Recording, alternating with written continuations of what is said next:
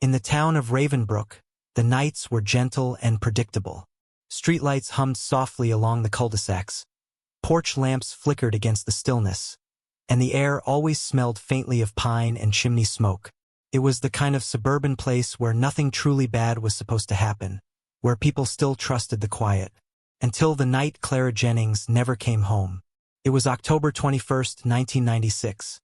A Saturday with thin clouds and the last warmth of autumn still clinging to the air. The high school football team had just won their homecoming game, and the sound of distant cheers still floated across the rooftops when Clara rode her bike up Hawthorne Drive, heading toward the Reed's house. She was 17, bright, soft-spoken, the kind of girl neighbors described as the one you could count on.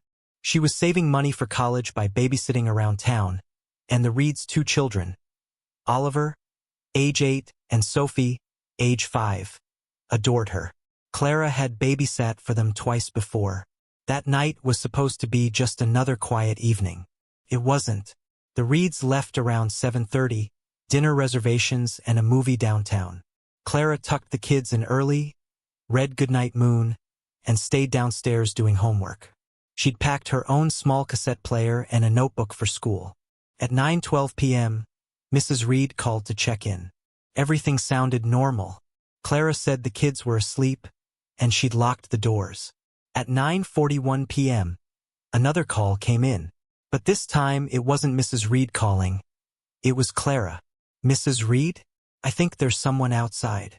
That was all she said before the line cut. Mrs. Reed thought it was static at first. Then she heard the faint creak of a door hinge, and silence. She tried calling back twice, no answer.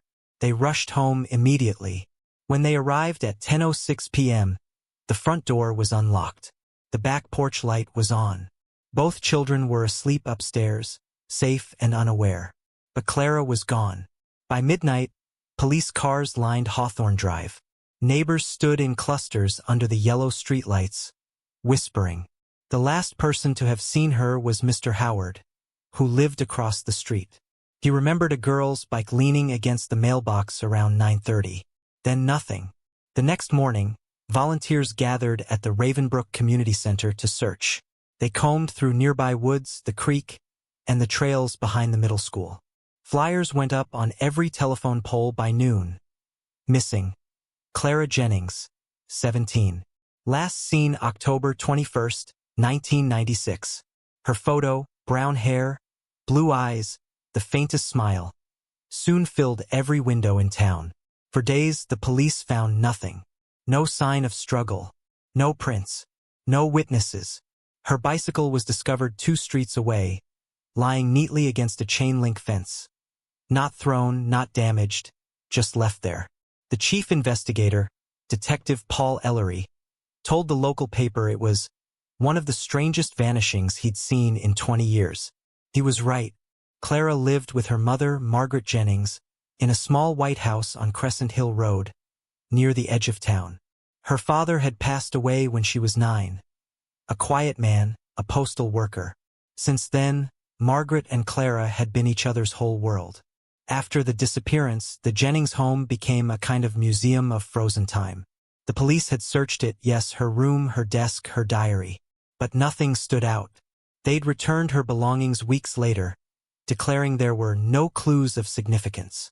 Still, her mother couldn't stop herself from reading the diary over and over. Neat cursive, careful thoughts, and the same detail written in multiple entries. "I keep feeling like someone's been watching the house." The police brushed it off as teenage nerves.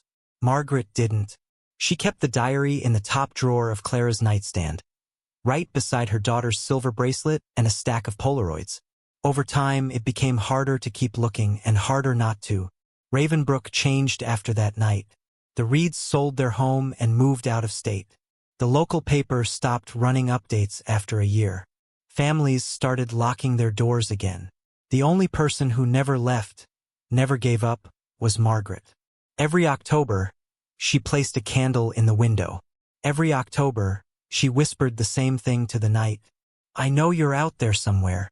By 2001, 5 years later, Clara's case was a memory fading into local folklore. Teenagers told stories about the babysitter who disappeared to scare each other during sleepovers. But for Margaret, it was never folklore. It was her life, paused mid-sentence. Until one morning in May 2001, when something in Clara's room shifted. Margaret had decided, for the first time in years, to clean. She opened Clara's nightstand drawer to dust it and accidentally knocked the diary onto the floor. When she bent to pick it up, she saw it. A thin lavender envelope wedged deep between the drawer's wood and its frame, like it had slipped there unnoticed. Her breath caught. She'd cleaned this room dozens of times. She'd never seen that envelope before. She sat on the edge of the bed and opened it carefully. Inside was a folded sheet of lined paper. Clara's handwriting, unmistakable, flowed across the page in dark blue ink. "If you ever find this, Mom, it means I couldn't tell you in person. Please look in the pages I tore out." That was all it said. No date, no explanation. Margaret froze. Her fingers trembled as she opened the diary, flipping to the last entries in October 1996. And there, just before the final page, she saw it, 3 sheets missing, torn cleanly from the spine. The edges were sharp and deliberate, not accidental. Those pages had never been noticed before. Margaret called the police that afternoon. Detective Paul Ellery was retired now, his hair silver, his posture slightly bent. But when he got the call, he drove straight back to Ravenbrook.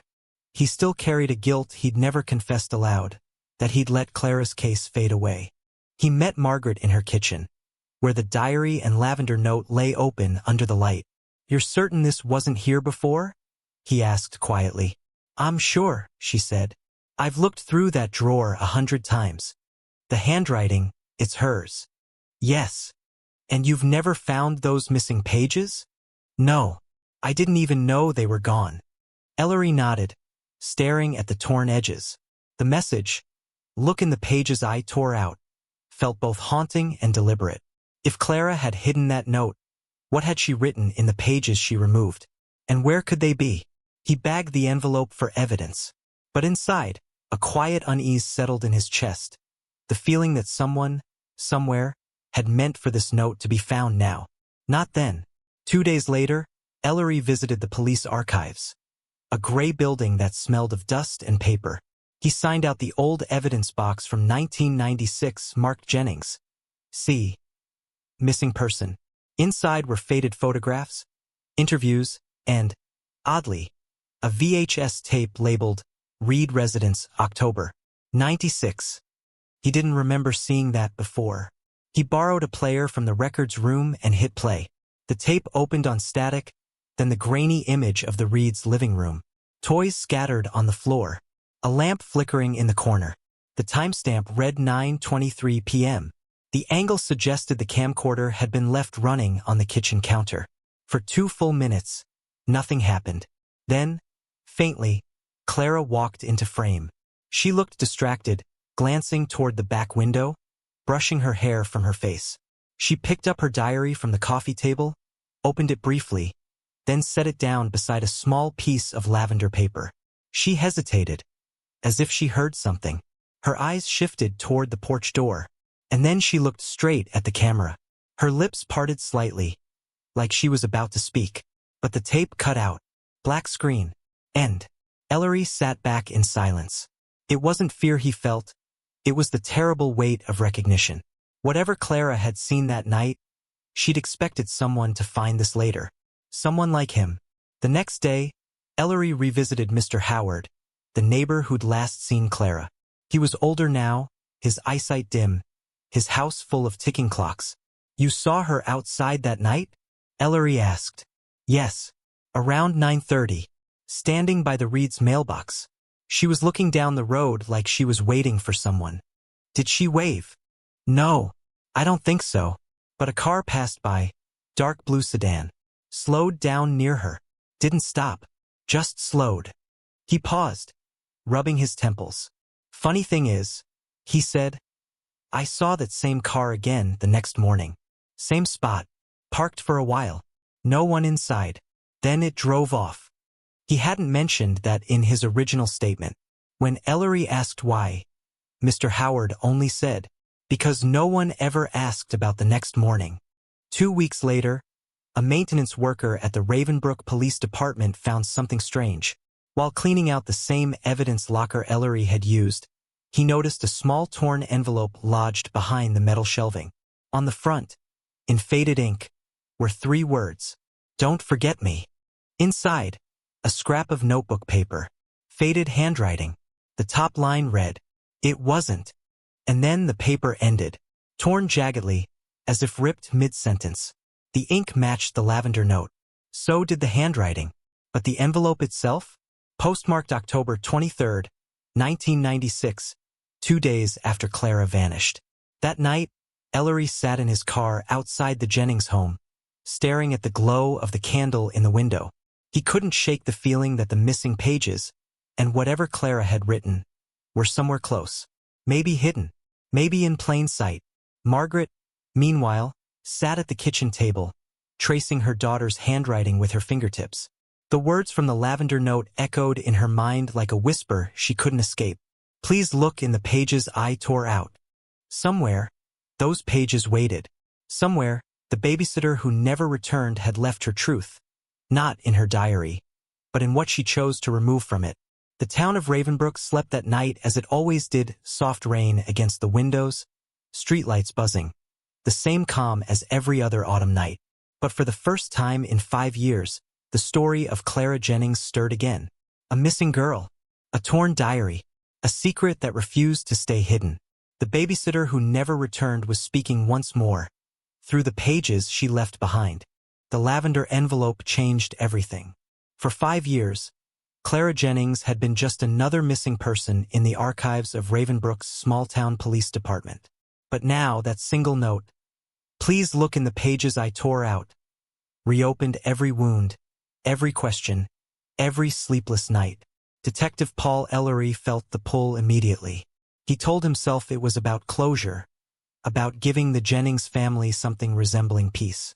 But deep down, it was guilt. He'd led the original investigation in 1996, and he'd failed. Now, 5 years later, the case was speaking again. He spent the next few weeks retracing old evidence. Files yellowed with time, interviews typed on faded paper. Clara's diary had become the heart of the case. Its missing pages the only real thread left to follow. He took it home one evening, spread it open across his kitchen table, and began reading every line, every margin note. The diary entries from her final weeks were calm, almost too calm. Notes about school, college applications, a mention of helping the Reeds on Saturday night. But starting around October 10th, her tone shifted, quieter, fragmented. There were sudden pauses in her writing, as if she'd started censoring herself. One line stood out. "Someone keeps calling and hanging up. Mom thinks it's wrong numbers, but I know it's not." Another, "The blue car again. Same corner." The torn pages followed soon after. Ellery took a deep breath. He'd seen hundreds of diaries in his career, confessions, breakups, secrets teenagers kept from the world. But something about Clara's neat, careful handwriting felt heavier, purposeful, like she knew someone might read it later. He circled one sentence and wrote in his notebook beside it. She was trying to warn someone. Clara's best friend in high school was Rachel Klein. She'd moved away to Oregon shortly after graduation, but Ellery tracked her down by phone. The call took place on a windy afternoon. The line crackled with distance. "I can't believe you're still looking into this," Rachel said softly. "I thought everyone had stopped caring." "Some things don't stay buried," Ellery replied. "You two were close? Like sisters. We used to write notes to each other every day." Clara was different, though, thoughtful. She noticed things most people didn't. He asked if Rachel remembered Clara being afraid of anything or anyone. "Yes," she said after a pause. "About 2 weeks before she disappeared. She told me she thought she was being followed. I laughed it off at the time. We were 17. We thought everything was a movie. But she looked at me, I still remember that look, and said, 'No, Ratch, I'm serious.'" "Did she say who it was?" "Just that it was someone who knew her. Someone who shouldn't have." Rachel hesitated before adding one last thing. She mentioned her father's old friend, a man who used to come by after he died. Said he helped fix things around the house. She didn't like him. Said he made her uncomfortable. Do you remember his name? Ellery asked. I think it was. She stopped. I can't remember. Something with a G. Maybe Grayson? No. Graff? It's been so long. The name meant nothing to Ellery, but the tremor in Rachel's voice did. Ellery returned to the station the next morning and pulled up the old witness list. One name stood out among the background notes. Carl Graff, a handyman who'd done small repairs at the Jennings home in 1995 and again in the spring of '96. Graff had been interviewed once after Clara vanished. He'd said he barely knew her, that he'd replaced a back porch step and fixed a leaky faucet, that was it. He was never considered a suspect. Married, no record, worked in town for years. But Ellery noticed something odd in the report. The address Graff had given was on Brookline Avenue, just 3 blocks from the Reed's house, the same neighborhood where Clara disappeared. He stared at the name for a long time, then picked up the phone. Graff still lived there. Same address. A small brown bungalow with a rusted pickup out front, and a porch that looked like it hadn't seen paint in a decade. When Ellery knocked, a man in his 60s answered. Stocky, weathered face, gray stubble. He recognized Ellery immediately. Detective, he said. Been a long time. It has. You mind if I ask a few questions about an old case? Graff stepped aside. The house smelled faintly of varnish and dust. Ellery noticed an old photo on the mantel, a much younger Graff beside a boy, maybe 12. You still remember that babysitter case? Graff said. Jennings girl, right? I do. Sad thing. I always figured she ran off. You told us you barely knew her. That's right. But you worked at her house twice. Yup. Once for the mother, once for the Reeds, too. Fixed a cabinet for them. Ellery looked up sharply. That detail wasn't in any record. You worked for the Reeds? He asked. Briefly. They called me the week before that girl went missing. Something about a sticking back door. Ellery's pulse quickened. The back door, the same one Clara had mentioned in her phone call. He scribbled a note but kept his voice calm. You remember which day you went there? Friday, maybe Saturday morning. Can't be sure. He left after 10 minutes, thanking Graff for his time. But as he stepped back into the cool air, a thought gnawed at him. If Graff had been at the Reeds' house the week Clara disappeared, why hadn't he said so in 1996? 2 weeks later, Mrs. Reed, now living in Vermont, mailed a package to the Ravenbrook police station. She'd seen the renewed news coverage about the lavender note and said she wanted to help however she could. Inside the box were photos, receipts, and old home videos from 1996, labeled by month. One stood out, October, family clips, Clara babysitting. Ellery borrowed a department VCR again and pressed play. The first half was ordinary. The kids playing in the yard, Clara smiling awkwardly at the camera, waving. Then, halfway through, the footage jumped. A new clip recorded over the old one. The timestamp, October 18th, 1996, 3 days before she vanished. The frame showed the Reed's kitchen. Someone, not Clara, was holding the camera, filming the back door while testing the lock. A man's voice spoke faintly in the background. Deep, steady, familiar. It sticks because of the hinge, the voice said. You'll want to replace it before winter. Ellery froze. He'd heard that voice 3 days ago, standing in Graff's living room. That evening, Ellery sat in his office surrounded by paper. The diary, the notes, the envelopes. He flipped to the last written entry, dated October 20th. Tomorrow night I'm babysitting again. Mom says not to worry so much, but I can't shake this feeling. If I could only tell her what I found in the garage. Then it stopped. He turned the page and found the blank torn edge. The missing pages had been right after that entry. Whatever Clara had written about the garage had been removed deliberately. He called Margaret that night. Did you ever find anything unusual in the garage? He asked. There was a long silence on the line before she spoke. We don't use it anymore. But a week before she disappeared, Clara asked me if anyone had been inside it. I said no. She just looked at me strangely. Would you mind if I took a look? The Jennings garage sat behind the house, its wooden doors swollen from years of humidity. Inside, it smelled of oil, dust, and time. Margaret stood by the doorway as Ellery moved through slowly, flashlight in hand. Boxes of old holiday decorations, paint cans, a single wooden workbench. Nothing unusual. Then, beneath the bench, he saw something wedged against the wall. A small metal tin, rusted but intact. He pried it loose carefully. Inside, folded notebook pages, yellowed but dry. 3 of them, the missing pages. He spread them open on the hood of his car beneath the flickering light. The handwriting was hurried but unmistakable, Clara's. The first line was faint, written as if she was afraid someone might see. I think I finally understand what's been happening. Then, it wasn't random. The calls, the car, the feeling someone was in the yard, it's all connected. Mom's been too tired to notice, but he comes by when she's at work. Says he's checking the house. I think he's been watching me for weeks. And finally, if something happens to me, tell her it wasn't her fault. I just didn't know how to stop him without proof. The last line was underlined twice. It's Mr. Graff. Ellery stared at the page, the words burning into his mind.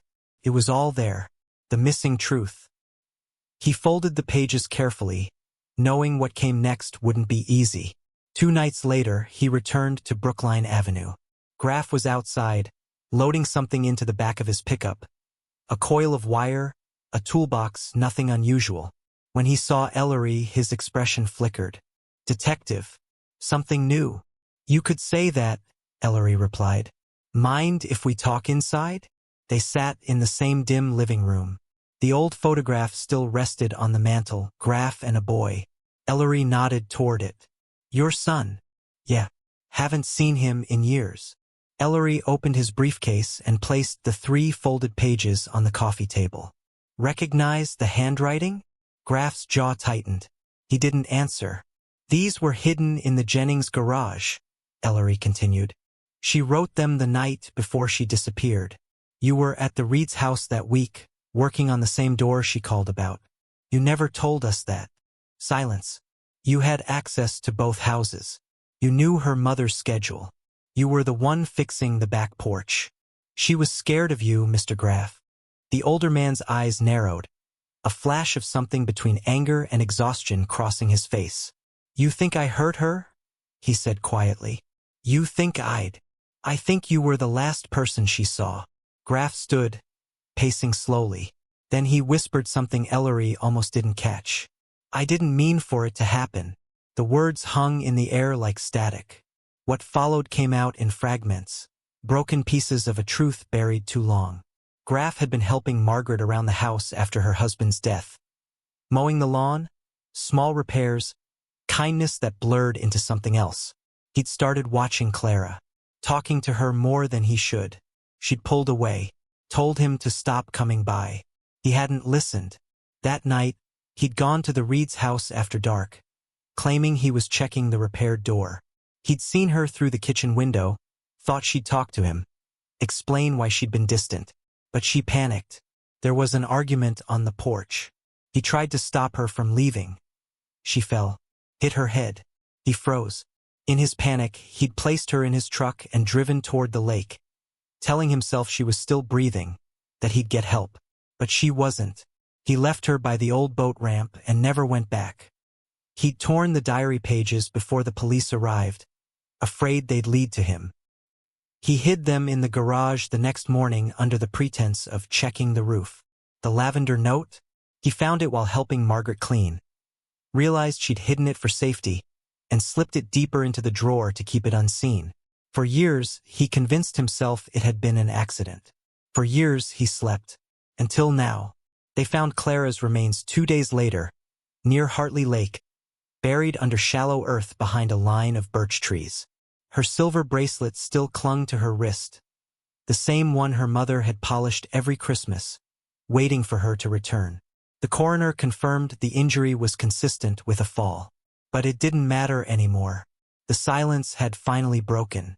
At the press conference, Ellery didn't speak much. Neither did Margaret. The headlines called it an accident turned secret, but that word, accident, never felt right. It didn't erase 5 years of wondering. It didn't undo the pages Clara had torn out to protect her mother. What lingered wasn't anger. It was the unbearable truth that Clara had tried to warn them all along, that her words had been there, hidden in plain sight, waiting for someone to care enough to look. That night, Margaret sat in Clara's room, the diary open to its final page. She placed the missing sheets back where they belonged, smoothed them gently, and closed the cover. She whispered the same words she had said every October for 5 years. But this time, they meant something different. I found you. Outside, Ravenbrook was quiet again. The same porches, the same lights, the same hum of ordinary life. But some stories never fade entirely. Sometimes the truth isn't what's written. It's what's torn away, waiting to be found by the hands that loved you most. For a few weeks, Ravenbrook moved slower. The local paper ran the story on its front page twice. First when the missing diary pages were found, then again when Clara Jennings was finally laid to rest. But by winter, it was gone from the headlines. People in town said the same thing they always did when tragedy was finally explained. At least there's closure now. But for Margaret Jennings, closure was a word that rang hollow, like a door shutting softly on a room she could never enter again. The funeral was small, just family, old friends, and a handful of neighbors who remembered the girl who used to walk their dogs or shovel their driveways in the winter. It was held on a gray November morning at the community church. The air smelled of pine and rain. The pastor's words floated over the pews, soft and practiced. But Margaret barely heard them. Her eyes stayed fixed on the empty front row seat where Clara should have been, the place she'd left open on purpose. There was something unbearable about seeing her daughter's name etched into polished granite instead of hearing it called up the stairs. For years, she had imagined Clara walking through the door, older, wiser, with stories to tell. Now that fantasy had vanished like smoke. After the burial, people came to offer condolences. Casseroles, flowers, whispered prayers. Margaret thanked them politely, but it all blurred together. That night, when the house was finally quiet again, she took Clara's diary from her drawer and laid it on the table. The cover was cracked from time. The lavender scent had faded. For the first time, she opened to the very last page. Inside, she found something she hadn't noticed before. Faint pencil writing beneath the last line, pressed so lightly into the paper it could only be seen under the lamp's glow. It read, "If you ever read this, I hope you'll forgive me for not saying goodbye." Margaret traced the indentation with her fingertips.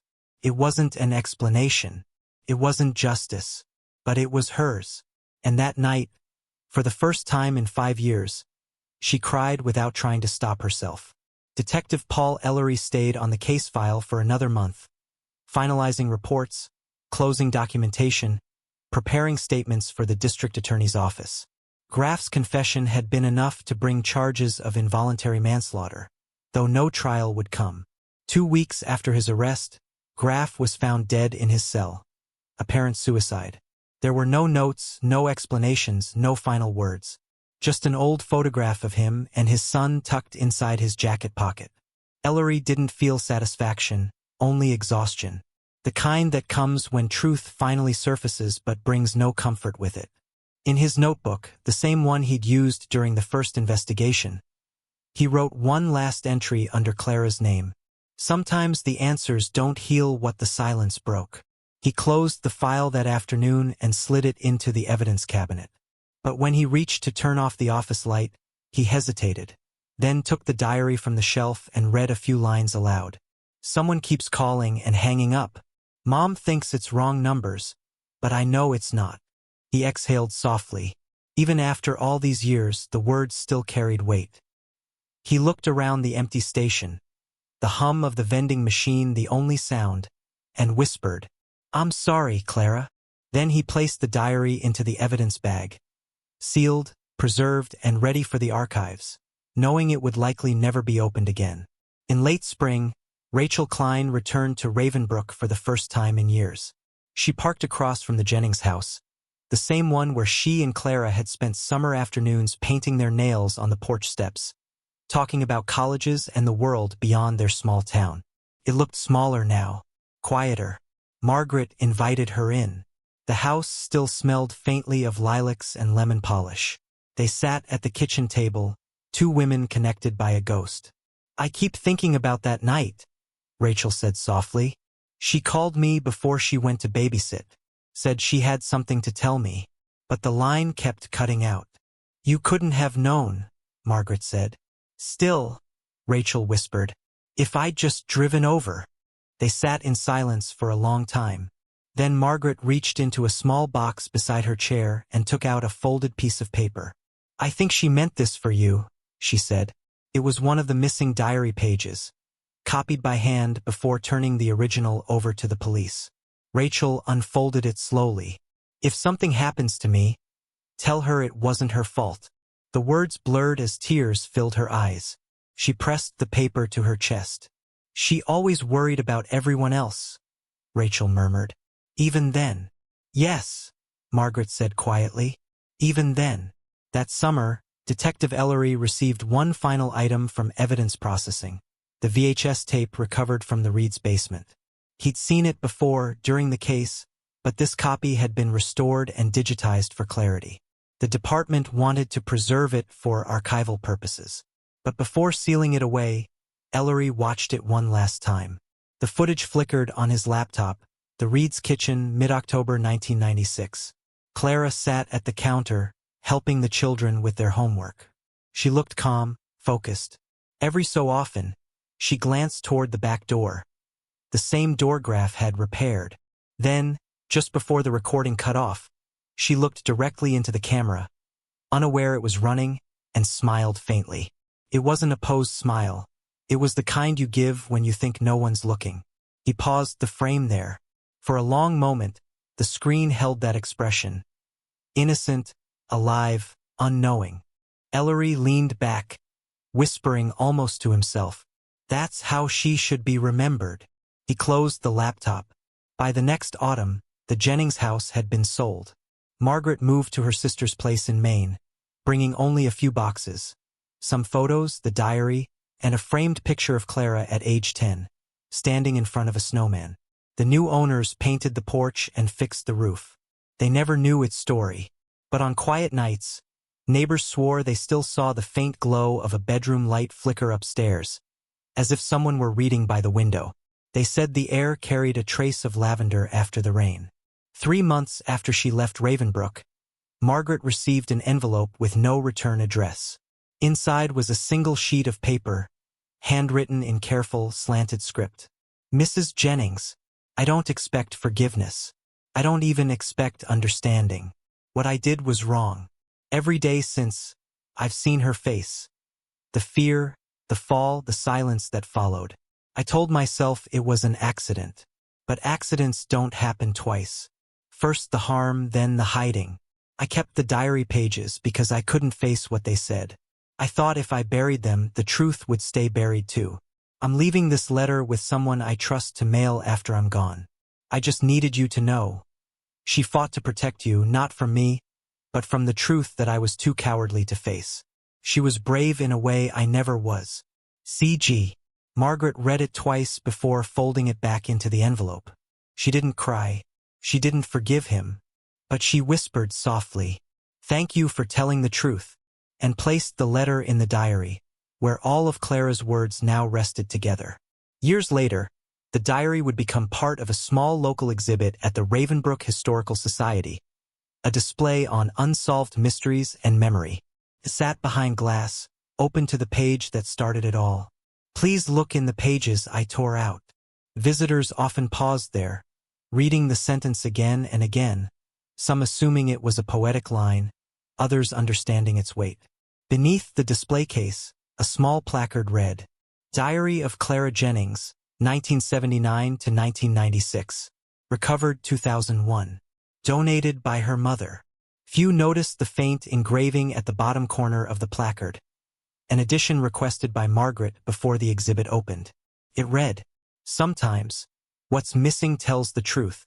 In 2021, A documentary filmmaker visited Ravenbrook to make a short film about local unsolved cases. He interviewed retired Detective Ellery, now gray-haired and soft-spoken, living in a small lakeside cabin. When asked about the Jennings case, Ellery smiled faintly. "That one never really left me," he said. "It's strange. We spend our lives chasing facts, but sometimes the smallest things, a torn page, a scribbled note, end up being the loudest voices." "Do you think Clara knew her diary would be found?" the filmmaker asked. Ellery paused. "I think she hoped someone would care enough to look." He glanced toward the lake, the same one where they'd found her. The water calm, the sky silver. "In the end," he said, "that's all any of us really want, to be found." The final shot of the documentary showed Clara's diary resting on a table, open to the lavender note. A beam of light filtered across the page as a narrator's voice spoke softly. "The story of Clara Jennings is not about the night she disappeared, but the words she left behind, the quiet plea to be seen, heard, and remembered. Because sometimes what survives us isn't what we did, but what we wrote in the hope that someone, someday, would understand." The camera lingered. Then the frame faded, first to the lavender note, then to white, and the screen went dark.